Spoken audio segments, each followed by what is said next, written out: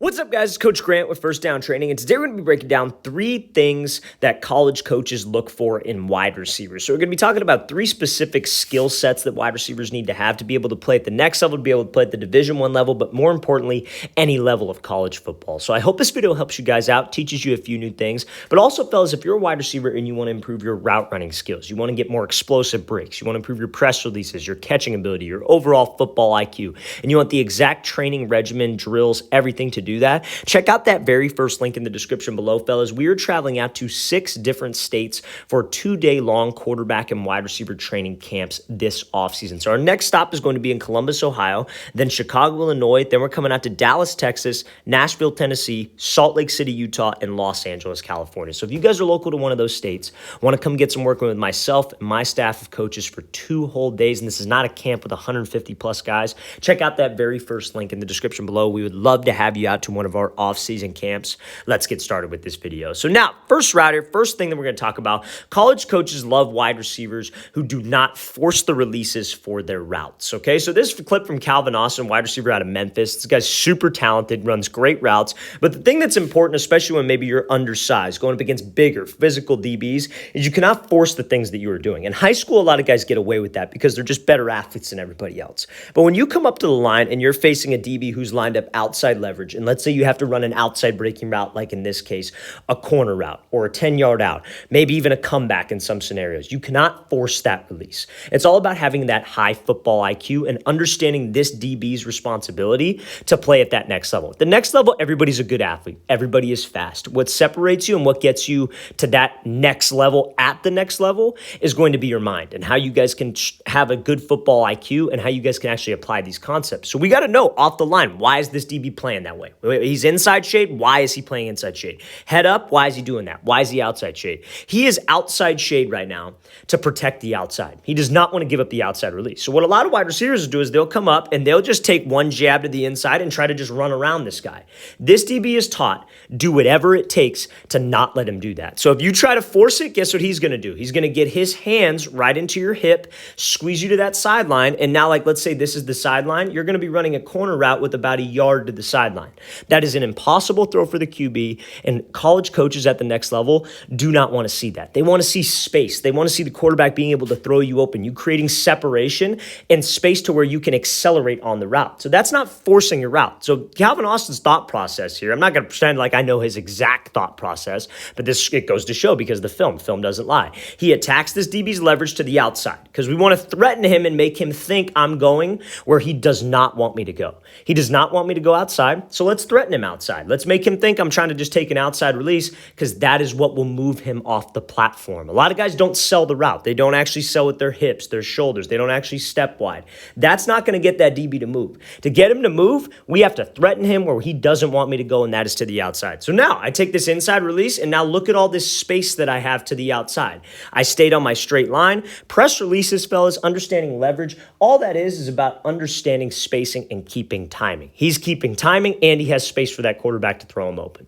So now everybody asks, well, I took the inside release, coach, but what if I can't get back over the top? What if I can't restack him? Obviously, your number one goal would be to restack.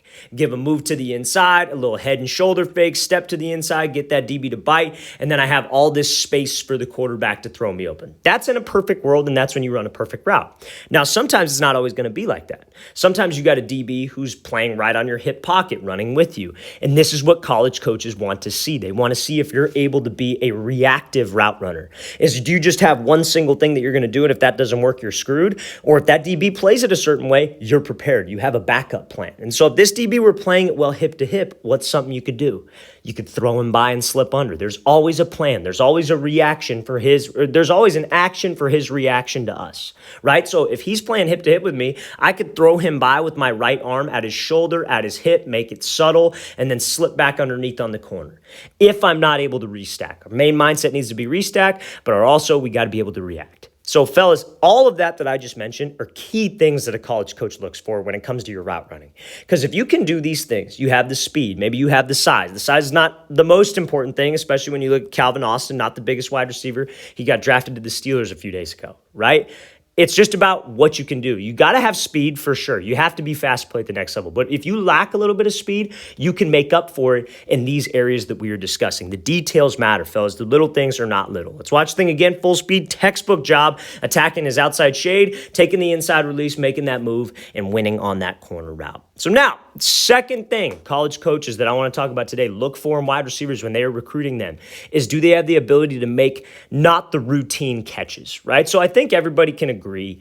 There's a lot of scams out there nowadays, like this recruiting services. Hey, I could get you offers here. Hey, I could get you offers here. At the end of the day, to get a real offer to play at the next level, you got to be able to stand out on film. And the plays that you put on your highlight tape stand out to a college coach, right? So the plays that you want to include are not just a routine, you're wide open on a dig route and that ball is thrown right to you and, oh, hey, coach, I'm a great pass catcher.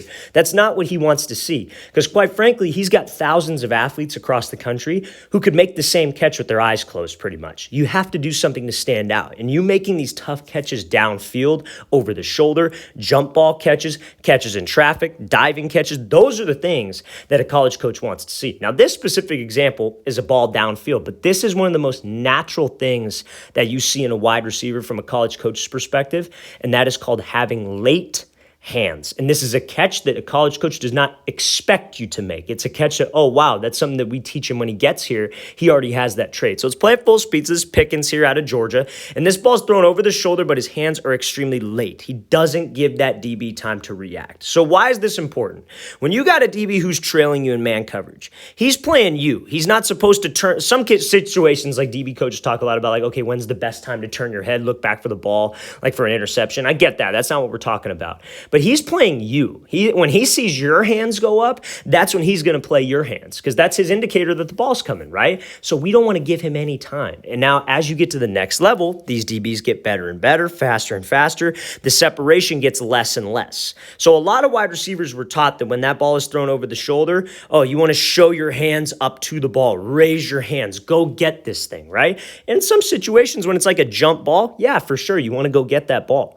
But when it's over the shoulder like this, you see how this DB does not play for the ball until he sees his hands going. But you see, by the time he sees his hands, it is already too late. That ball is pretty much in his hands. So that's what we call having late hands over the shoulder. You got to trust your eyes heavily on this. But anytime that you guys are training, anytime that you guys are working out with the quarterback and he's throwing you a ball, you should be emphasizing late hands, because this is one of the key things that you can do to finish the play. College coaches want to see that. They want to see catches that they don't expect. They don't want to see you wide open and catching balls. They want to see you with a guy right on your hip and being able to finish the play, being late with the hands and not giving this DB time to react. So when you guys are training this, just make sure you see Pickens' textbook where I call it taking a picture of the ball, where he sees that ball hit his hands. He's taking a picture of the ball with his eyes. When you guys are training, you got to emphasize that. Because if you're trying to do late hands, because a lot of people say you want to raise the hands because you want to get to the ball sooner. If you're going to go late hands, you really have to trust your eyes. But it's noticeable, fellas. Like if I'll do a training session with like a kind of a beginner wide receiver, like 7th, 8th grade kid, they're always catching the ball up high.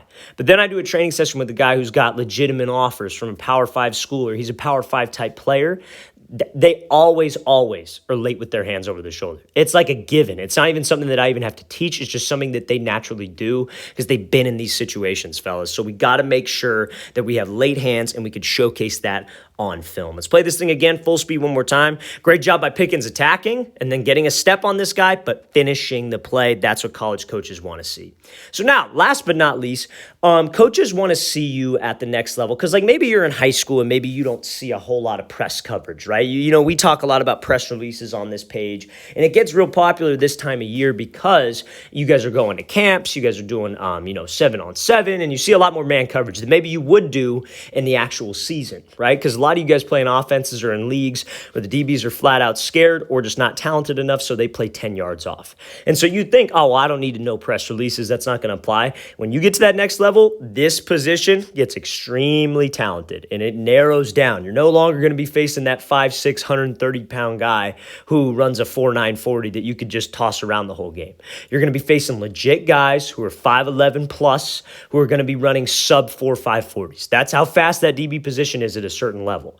So how can I beat those guys? They're faster than me, and it comes down to your IQ and knowing when to do specific press releases. And that's what a college coach wants to see. He wants to see that receiver that can get off a press effectively, but does not waste time. So this is going to be a slide release, heavily scrutinized release in the world, in the wide receiver world, because a lot of people think that, oh, well, when you slide off the line, oh, that takes too long. The quarterback's going to be sacked. Like, you beat this DB, but it takes too long.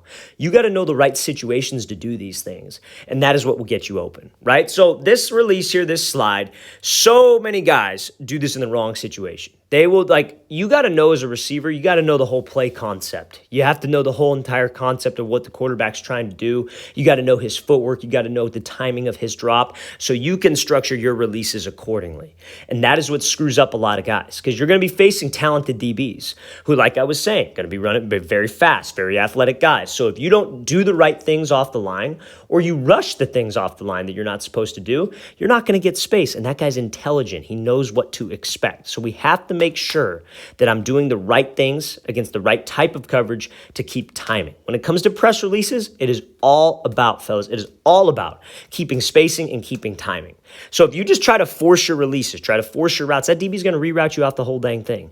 So if that quarterback, the only time that you would want to do this type of slide release is if you're like a second or third read, or if it's an RPO. So an RPO, everybody knows, like I'm going to draw a diagram. Here's the QB, here's the running back. Let's say you're over here, the wide receiver's here, and then he's doing like a zone action. We're reading a linebacker. That linebacker crashes, and you're running a slant. So he's trying to hit you right in this window.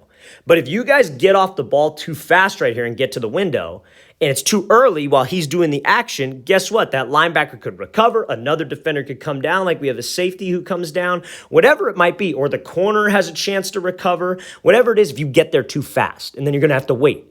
But if you time up your release, if you do this like a little bit slower than what we would like, if you come off the line and you're a little more patient and then run the slant, that can get you open. And if you do the slide correctly and you take off at that 45-degree angle and actually threaten that DB vertical, that's what's going to get him to move, fellas, when you actually attack him vertical and you don't go lateral, or you don't just run inside right now. Because if you go lateral, just go inside right now, DB's all over you. But if you're patient, you attack on that 45, that can get you a lot of separation. So let's play this thing again full speed. So third thing that college coaches look for in that wide receiver position, fellas, is they are looking for a guy who knows when to do specific releases, knows how to beat press effectively, because those DBs are talented and you're going to have to know this stuff. You need to know this stuff to play at the next level. If you want to be just a career high school guy, fine. Maybe you don't need to know a whole lot of it. But if you want to be that guy that plays at the next level, you got to be able to get off a press. And that's what college coaches want to see. And that's why you always do one-on-ones at every single college camp that you go to. So let's play this thing full speed one more time. Great job sliding, knowing when to use that release, giving that crossover,